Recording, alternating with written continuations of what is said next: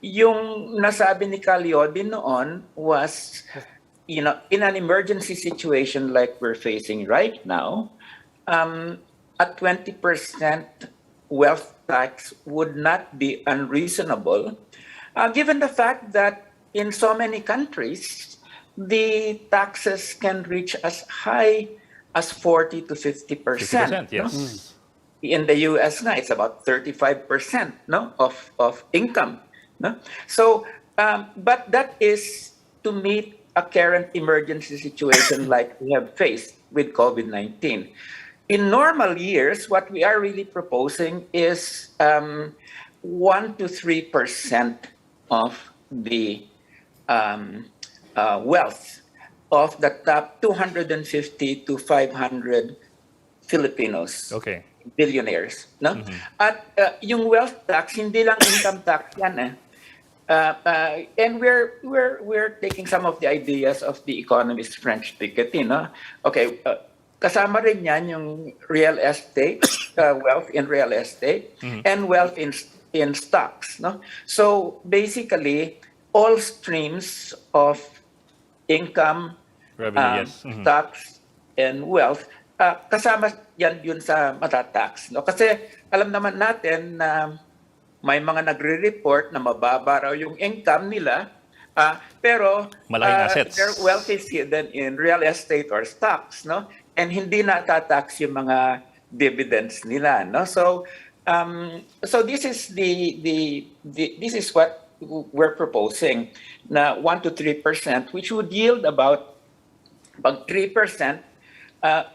Yung estimates namin would yield about 1 trillion pesos a year, which is big when you consider that the budget right now is more than 5 trillion pesos. No, so it's a fairly big amount, and if you have that revenue, that means that you don't have to keep on borrowing and reborrowing with higher and higher rates of interest, and nababaon yung bansa natin sa utang, no? So the responsible thing to do, at the same time that you are concerned about social welfare, is let's stop resorting to foreign borrowing and start taxing the very rich sectors of our population to be able to raise the funds for the social security of the majority, no? So basically, maliit lang talaga itong matatamaan nito, and malaki talaga yung makikinabang, no? You're looking at a Congress which is traditionally controlled by what? The top 300 families in the country, which will probably be included in the top 500 richest. Sa part list pa lang, puro bilyonaryo na. So, although you touched on it a bit, pero ingay, how will you put together that coalition? Di ba parang ang hirap lang imagine ba? Well, yan na nga, the challenge there is, can you separate part of the very rich, or the rich, from this, from this united front of the rich? That's one thing. And I'm confident that there are people among the rich in this country that would see that rational yung alternative, rather than have a situation that continually produces insurgencies. It is time for them to share the wealth, no? By the way, do not underestimate the younger children of many of the rich people who have a social conscience, no? Marami akong kilala ngayon, no?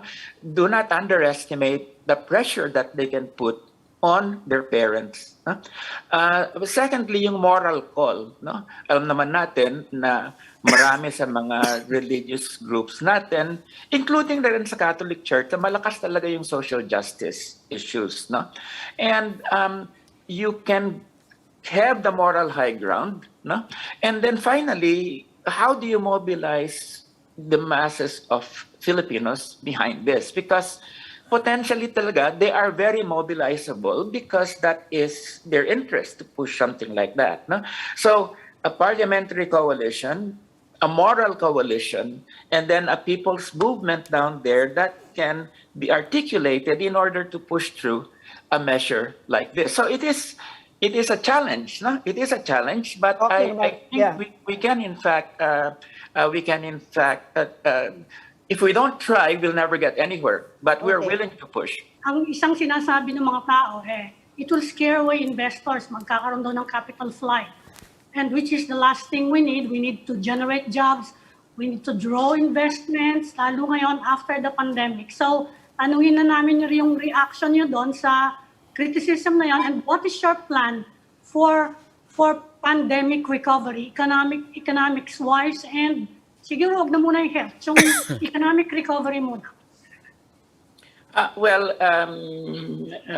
Amy, thank you for those questions. Unang-una,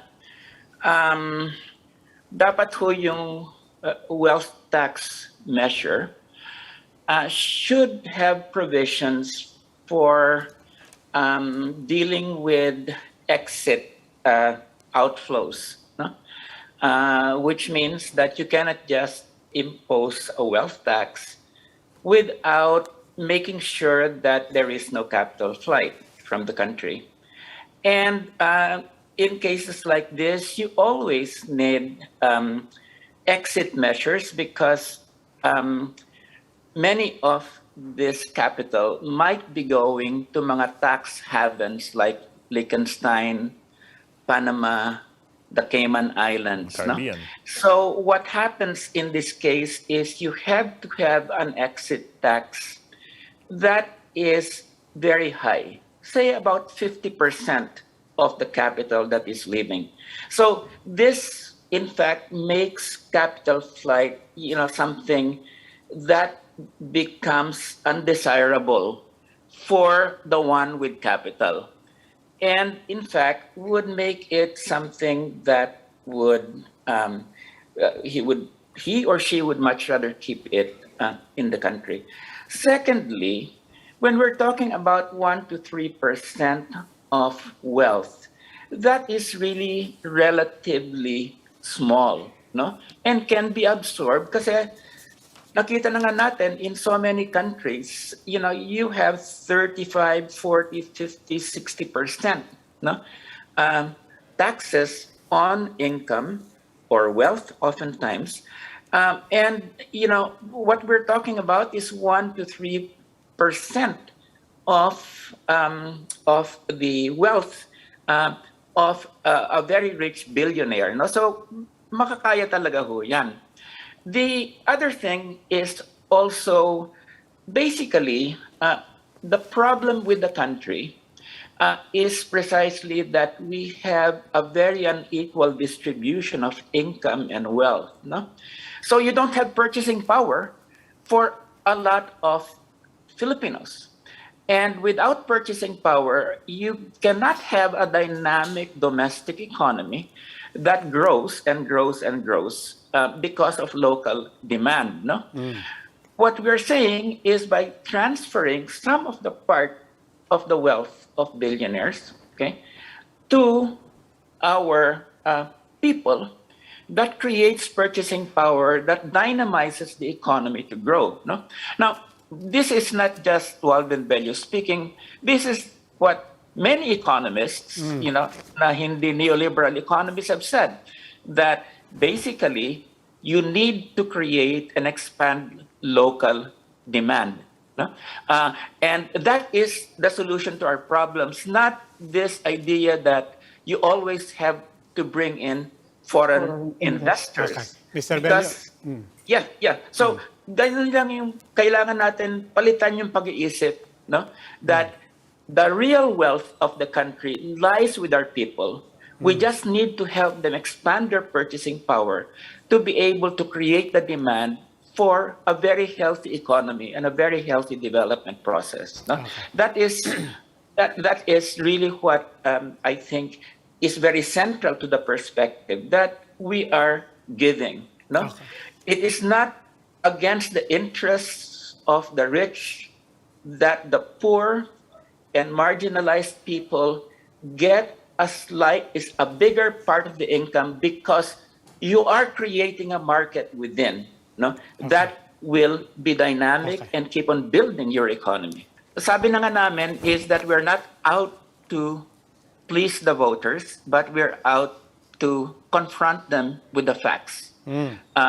And confront them with the facts about the roots of our country's problems and the radical solutions that are necessary for it, like the wealth tax and raising the minimum wage to 750 pesos, and along with more medium and strategic economic